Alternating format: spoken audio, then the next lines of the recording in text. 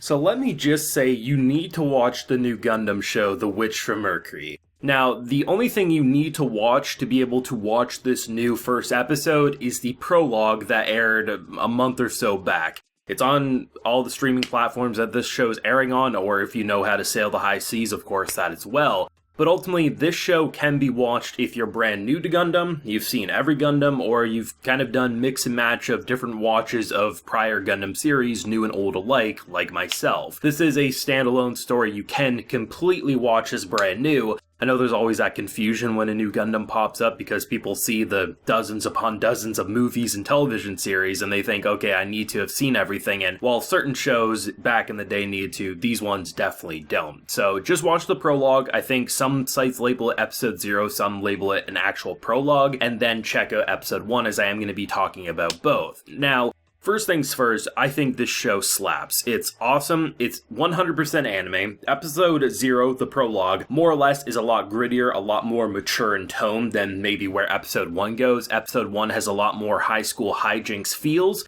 but I have to say, it still feels Gundam through and through, and the lead character, Eri, who is just this adorable bundle of anime energy, definitely suffers a tragic backstory, even if she wasn't quite aware of it at initial first glance, given the shit she went through. And I think the take they're going on with this almost interesting Gundam mechanic where, you have this suit that, or these suits I should say, where basically they kind of kill the wielder, the people operating them. And honestly, the glowing red tinge to their skin as they're basically being consumed kind of reminds me of Mass Effect. If you go down a renegade path and your skin starts cracking, you'll see like the red glow. It's almost like that in a weird way. And it's very fascinating, right? Because you have all these things that makes it feel very much Gundam through and through. The gritty war tone, the military story, the propaganda, everything like that. But then it also has this kind of fresh anime kind of school take, which just kind of makes it feel refreshing in the way that it's immediately not depressing, ignoring episode 0, of course. Episode 1 definitely feels a lot more like, okay, you can kind of ease the viewer in a bit easier without completely killing everyone, because they end literally episode 1 with Miri, who is this girl who basically was forced into a marriage to this absolute douchebag, ends up getting saved by Eri in a combat duel, and then therefore they end up engaged because the transfer of the title just kind of goes over. And I was like, okay, clearly there's gonna have some fun with the Yuri baits, and I'm sure the anime fandom will be completely sane if it never comes true.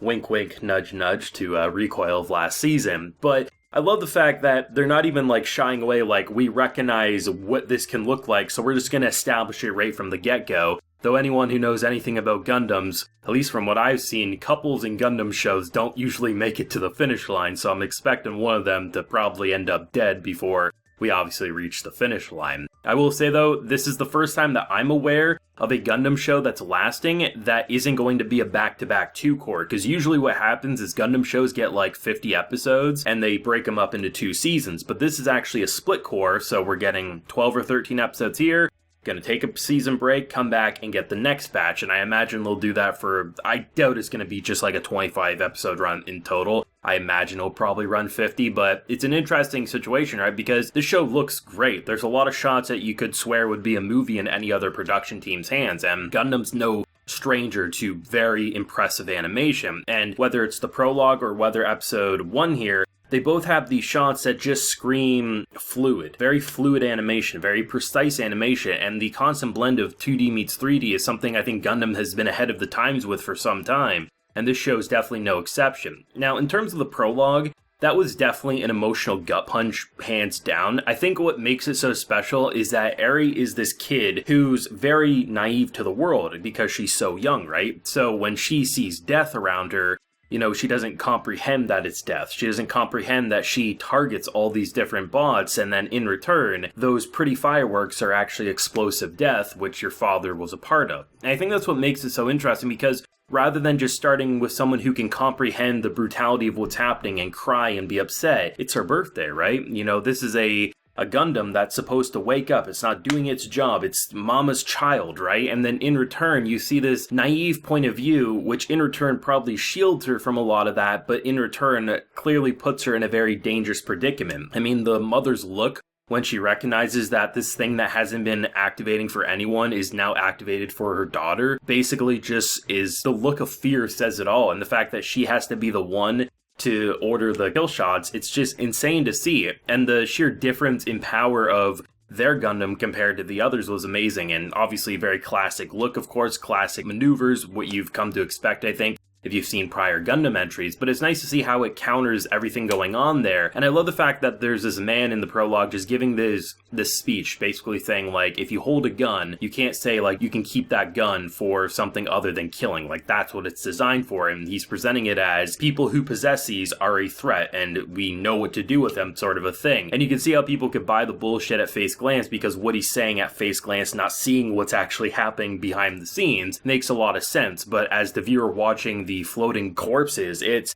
insane to see just the fact that this little girl's birthday was spent in this hellscape here. And then to see how it then transitions into the first episode, with her obviously like a dozen years older than where she started out in the prologue, and to see her just, you know, this transferring of the school where you start with such a great establishing shot, someone looking like they're floating to their death, like, oh shit, they fell out of a ship, or, you know, maybe their Gundam exploded and they're basically floating helplessly. She goes in and saves, and then turns out, no, I was trying to escape. And it's such a comedic kind of juxtaposition, right? Especially if you watch the prologue and then immediately episode 1, it's so different in tone that in a lot of shows you'd say, damn, that's a really out-of-place narrative choice, right? Because what a gritty, mature opening. Yeah, there's some comfy atmospheres about the prologue, but still, you know, it sets an emotional tone. Here comes episode 1, basically kind of just being goofy, and you could tell that she has a bit of a goofy personality. But it works really well, I find, because I'm kind of used to these shows in the Gundam universe being a little more mature right away, at least from what I've watched anyway, right? And I'm really happy to see that they're gonna be able to maybe have that anime school charm that even if you like it or you hate it, whatever you fall on,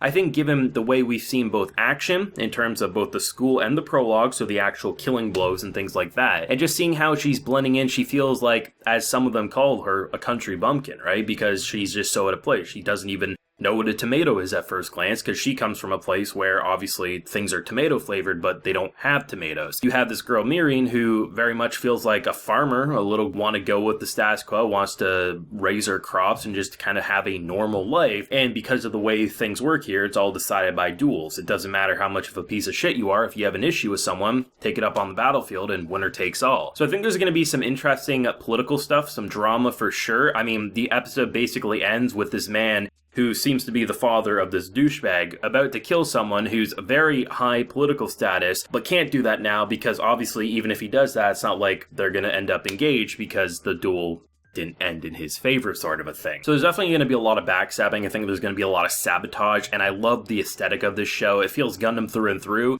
but it also clearly has a modern take on it in terms of character designs, the softer line work at times, and everything like that. But the action through and through feels Gundam, and I love what this show has to offer based on these 2 episodes that I consumed. And I think it's going to be a great watch. I'm actually glad that it's not going to be a back-to-back 2-core, even though I don't think Gundam suffers the same type of production issues that you often see in anime that run longer than 12 or 13 episodes back to back. I find that the more split cores happen, the more refined a second core ends up becoming. And I think a show like this definitely deserves all the polish and attention that it can get. So obviously, yeah, whether you're new to Gundam or have watched literally everything out there, I think this is going to be a great watch. Maybe some people say it's too soon to tell, but based on the 2 different styles of episodes that I just watched for the show, I have very high expectations, and this was definitely one of my more anticipated of this anime season. But thoughts and feelings on what you thought of either the prologue or the first episode. What do you hope to see with episode 2 going forward? Do let me know. Leave a like if you enjoyed, and subscribe if you're new around here. Until next time, everyone, please take care and have a good one.